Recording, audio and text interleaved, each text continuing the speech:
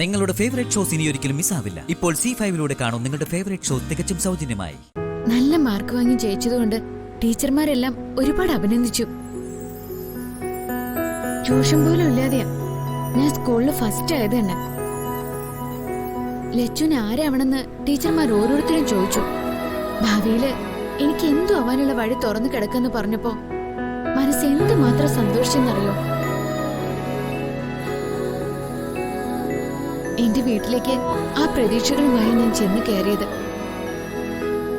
തച്ചിലിനടുത്ത വീടിന്റെ പൂമുഖത്ത് ചാരുകസേരയിലിരിക്കുന്ന വല്യമ്മയെ ഞാൻ ഇപ്പോഴും ഓർക്കുന്നുണ്ട്.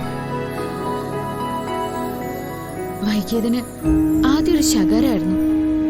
എനിക്ക് പൊട്ടും സങ്കടം തോന്നിയില്ല. എല്ലാം കേൾക്കുമ്പോ വല്യമ്മയുടെ മുഖത്ത് സന്തോഷിച്ചിരി വിരിയെന്ന് ഞാൻ കരുതി. വല്യമ്മയോട് ഞാൻ വിവരം പറഞ്ഞു. കൂട്ടുകാരികൾ എന്റെ വിജയം ആഘോഷിക്കാൻ വാങ്ങിത്തന്ന കുറച്ചു മിഠായികൾ എന്റെ കയ്യിലുണ്ടായിരുന്നു. മിഠായി നീട്ടിയതും കൈത്തണ്ടയിൽ വീണത് മുളം തണ്ണു കൊണ്ടുള്ള അടിയായിരുന്നു. കയ്യിലിരുന്ന മിഠായി പൊതി താഴെ വീണു. വേദന കൊണ്ട് ഞാൻ പൊളയുമ്പോ വല്യമ്മ ആരും കഴിക്കാതിരിക്കാൻ ആ മിഠായി നിലത്തിട്ട് ചവിട്ടി അരച്ച് മുറ്റത്തേക്ക് കാലുകൊണ്ട് തട്ടിയെറിഞ്ഞു. അവിടെ നിന്നു ഈ ലച്ചുന്റെ പഠിത്തമെന്ന സ്വപ്നം. വീട്ടിലാരും ലച്ചുനെ തുടർന്ന് പഠിപ്പിക്കാൻ താല്പര്യപ്പെട്ടില്ലേ? പാവം മുത്തശ്ശി കുഞ്ഞിട്ടേട്ടനും പറഞ്ഞു. അവരുടെ വാക്കുകൾക്ക് എന്ത് വില. സിറ്റിയിൽ പോയി പഠിച്ച പെണ്ണ് വഴി തെറ്റി പോകുന്ന നരേന്ദ്രൻ ചേട്ടൻ പറഞ്ഞത്. ഞാൻ ആ സ്വപ്നമൊക്കെ ഉപേക്ഷിച്ചു കളഞ്ഞു. ഇന്ന് ഈ മധുരവും കയ്യിൽ പിടിച്ചു നിൽക്കുമ്പോ അതൊക്കെ ഞാൻ ഓർത്തു പോവാ. ലച്ചുവിന്റെ ജീവിതം കുറച്ച് പരീക്ഷണങ്ങളിലൂടെ കടന്നു പോയിന്നേ ഉള്ളൂ. ലച്ചുവിന് ഇനി അതൊക്കെ മറക്കാം.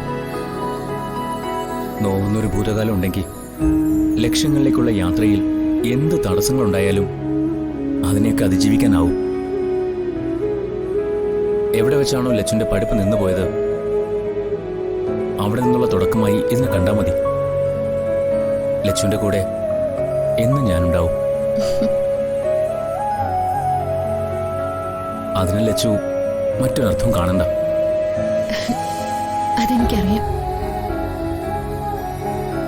എന്റെ ജീവിതത്തിലെ അർത്ഥപൂർണമായൊരു ദിവസമാണിത്.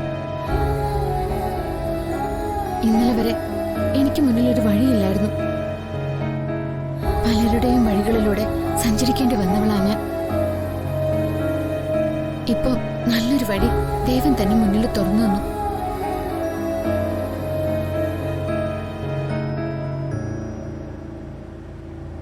ഒരു പ്രകാശമാണ് നടന്നെത്താൻ കഴിയുന്ന ദൂരത്ത് ഞാൻ കാണുന്നത്. ധൈര്യമായിട്ട് തന്നെ യാത്ര തുടങ്ങിക്കോളൂ. തൻ്റെ ഒപ്പം എന്നും ഞാനുണ്ടാവും. ഡൗൺലോഡ് ചെയ്യൂ C5 ആപ്പ്. കാണൂ എല്ലാ എപ്പിസോഡുകളും സൗജന്യമായി.